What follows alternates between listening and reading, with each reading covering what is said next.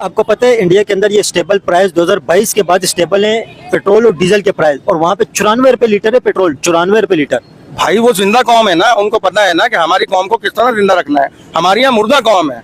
इस चीज़ का सबसे आसान तरीका है आपको इस चीज़ का नोट करने का कि आप पाकिस्तान की अब जो वो है क्या बोलते हैं खुदकुशी का रेशो, वो आप देख लें। पहले 2 साल पहले, 4 साल पहले, 5 साल पहले कितना खुदकुशी का रेशो था, अब क्या रेशो है। तो आप लोग अपने बच्चों समेत जा रहे हैं दुनिया से, बच्चों समेत क्या, अब तो लोग पहले लोग इज्तिमाई तौर पे नमाज पढ़ने जाते थे, वहाँ जाते थे, कहीं और जाते थे, हज पे चले गए, उम्रे पे चले गए। अब बोलते हैं आओ इज्तिमाई तौर पे नेटी जेटी के पुल से कूदने चले, कहीं और से कूदने चले। भट्टे के ऊपर खवातीन जो होती हैं, इवन प्रेग्नेंट औरतें, आप इस गर्मी में आप देखें कि आप अपने घर में पंखे के नीचे नहीं बैठ सकते, तो भट्टा जहाँ पे सारी आग और ईंधन है उसके अंदर बैठ के वो कर रही हैं, इवन प्रेग्नेंट औरतें, और उनके बच्चे भी उनके साथ होते हैं जो छोटे बच्चे होते हैं, और उनको जंजीरों से बांधा होता है उनके पैरों को, ताकि वो भाग ना जाए वहां से, क्योंकि उन्होंने उनको एडवांस दिया होता है वहां पे काम करने के लिए। पाकिस्तान जल्दी ही कंगाल हो जाएगा, ऐसा मैं नहीं बोल रहा, ऐसा बोला है हाजी सलमान ने, जो कि एक बड़े इकोनॉमिस्ट हैं, और उन्होंने अपने कंट्री में नहीं बोला, उन्होंने बोला अपने कंट्री में भी, लेकिन उन्होंने पार्लियामेंट में बोला, कहीं किसी सेमिनार में नहीं बोला, कहीं नहीं बोला, पार्लियामेंट को ब्रीफिंग दी और वहां बताया। अच्छा, आप क्या समझते हैं अगर इंडिया और पाकिस्तान की जंग हो गई, उसका नतीजा क्या निकलेगा, फिर क्या बनेगा? इतनी बड़ी जंग हो गई, वो जो मरना सबको है, कोई देर से कोई सवेर से। मरना है तो फिर मर जाए क्या सारे? सब मरेगा क्या, जीतते रहेंगे कोई? आप क्या समझते हैं जंग हो जाए और सारे मर जाए? सब मर जाए। क्यों मर जाए? क्यों, आपको जिंदा नहीं रहना? हमें जिंदगी नहीं रहना, ऐसी जिंदगी से बेकार है। अंकल जी, आपने तो अपनी जिंदगी गुजार दी है, जो लोग जिंदगी गुजार रहे हैं उनको भी आप मार रहे हैं क्या? सब वही मार रहे, जीते जी मार रहे, रोज मरने से एक दफा मरना बेहतर है। जीते जी कैसे मर रहे हैं? ये में देख, महंगाई में, इसमें उसमें, टेंशन में, दुनिया भर में बीमारियों में, इसमें उसमें मरी रहना।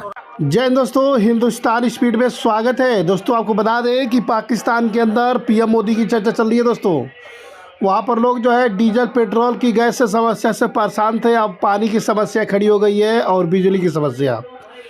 वहाँ की जनता बातें कर रही है कि पीएम मोदी की सरकार में जो है 94 रुपये डीजल मिल रहा है और ये 2022 से प्राइस स्टेबल खड़ा हुआ है, प्राइस नहीं बढ़ रहे हैं। ये देख करके पूरे पाकिस्तानी जो है वो अपनी सरकार को बोलना चालू कर दिया, अपने सरकार को धोकर रख दिया। दोस्तों इन्होंने ये भी बोला कि जिस तरीके से भारत सरकार की गवर्नमेंट स्टेबल चल रही है, आने वाले समय में जो है पाकिस्तान की बहुत ही बड़ी जो है वो कंगाली आने वाली है, क्योंकि पाकिस्तान के अंदर सब कुछ की कमी होती जा रही है। डीजल पेट्रोल गैस की कमी तो थी, अब बिजली और पानी की भी सप्लाई कम हो गई। अब आम आदमी कैसे गुजारा करेगा पाकिस्तान के अंदर, ये सोच के जो है पूरे पाकिस्तान की मीडिया हैरान हो चुकी है। लोग जो है वो पाकिस्तान का पोल खोलना जो है वो चालू कर दिए हैं। दोस्तों से लेकर आज तक आप देख लें, वजीर आजम हाउस के खर्चे में 1 रुपए की कमी अगर वाकई हुई हो, तो 1 रुपए की कमी भी अगर वजीर आजम हाउस में वाकई हुई हो ना, तो फिर मैं मानूं कि वजीर आजम सच बोल रहे हैं। और अगर मुल्क का वजीर आजम आपसे गलत बयानी कर रहा है, तो फिर बाकी किसके ऊपर हम एतबार करें?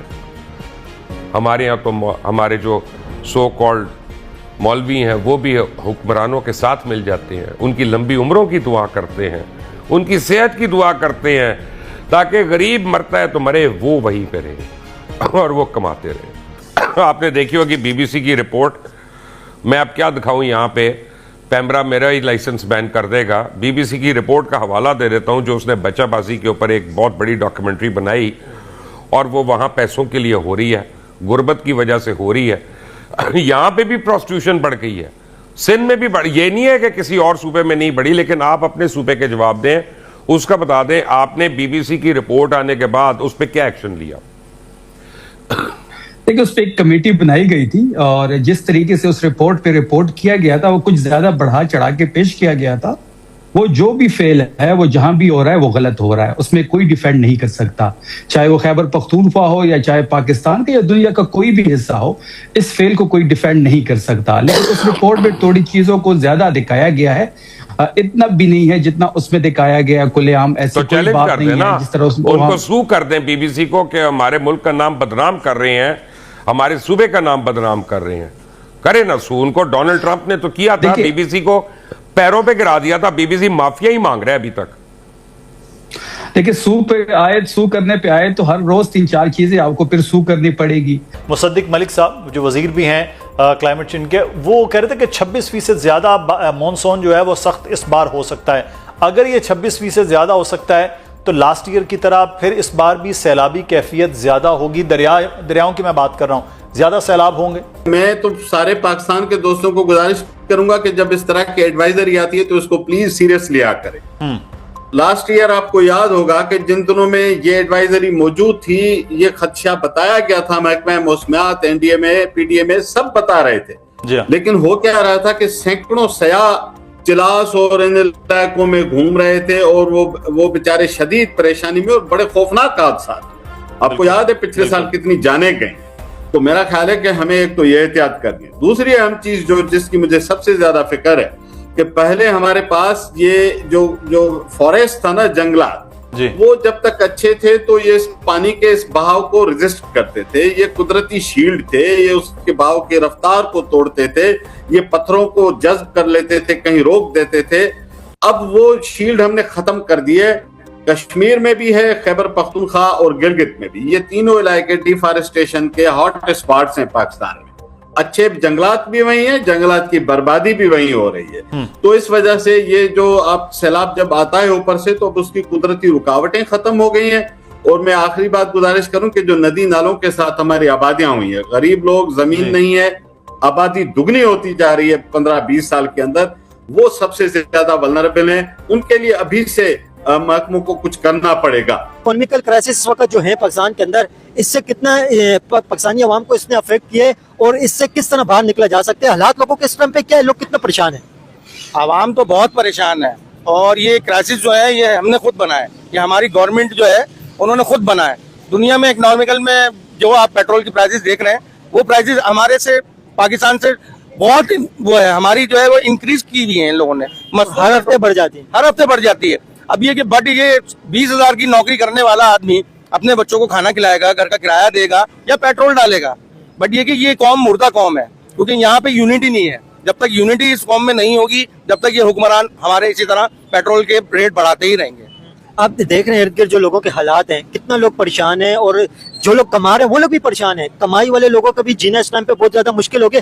किससे हालात हैं लोगों के? सर हालात तो इसलिए परेशान है ना लोग कि भाई आपको 20,000 रुपए की इनकम है और आप जब कोई चीज खरीदने जा रहे हैं तो वो पेट्रोल से कंपेरिजन कर रहे हैं। अच्छा, गवर्नमेंट बढ़ा रही है मिसाल के तौर पे 20 रुपए, आम आदमी उसका नाजायज फायदा उठा रहा है, उससे डबल प्रॉफिट ले रहा है कि भाई आपके 200 रुपए जहाँ के आपके किराया था वो आपसे ले रहा है 500 रुपए। कह रहा भाई गैस बढ़ गई, पेट्रोल बढ़ गया, हम तो इतने में ही जाएंगे। तो आपकी फैमिली जो है वो रोड पे खड़ी हुई दलील हो रही है। उसको एक जगह से दूसरी जगह जाने के लिए आपकी गवर्नमेंट की जो जितनी भी सर्विसेज हैं, बसेस की या रिक्शे की, टोटल आउट हो गई है सब कुछ। तो इस टाइम पे जो खुदकुशियां कर रहे हैं लोग, जो बेरोजगारियां, चोर चकारी, डकैती जो शुरू हो रही है, वो सब गवर्नमेंट के खाते में जाना चाहिए।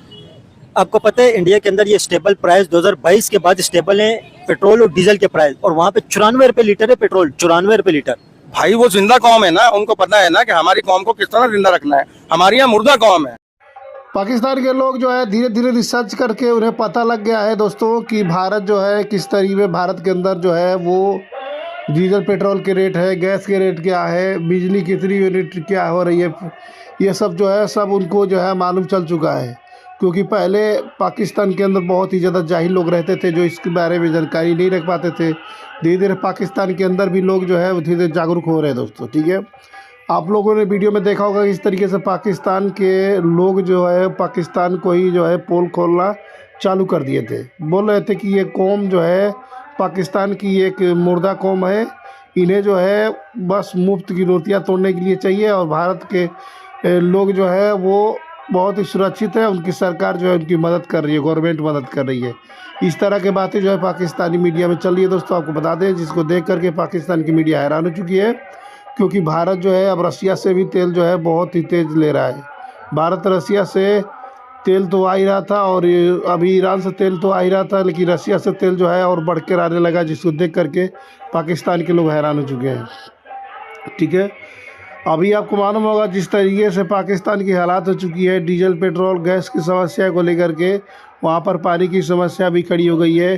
अब जो है उन्होंने जो है भारत पर ब्लेम डालना चालू कर दिया है कि भारत ने जो है वो पहले पानी छोड़ करके जो है वो हमें जो है डुबा देता था, जल सैलाब आ जाती थी और बाढ़ आ जाता था, जिसकी वजह से जो पाकिस्तानी लोगों का जो है वो फसलें बर्बाद हो जाती थी। और भारत पानी जो है रोक लिया है तो वो भूखे मर रहे हैं, प्यासे मर रहे हैं, पानी पीने की नहीं मिल रही है। आधा से ज़्यादा पाकिस्तान जो है वो प्यास से मर रहे हैं दोस्तों। और अच्छा पानी उनको पीने के नहीं मिल रहा है। पानी जो है वो टैंकर के सप्लाई के पानी जो है इधर गड्ढे से भर के आ रहा है दोस्तों। ये पाकिस्तान की हालात हो चुकी है। पाकिस्तान के लोगों ने खुद ही पाकिस्तान का पोल खोल के रख दिया। देख सकते हैं आप लोगों ने वीडियो में देखा किस तरीके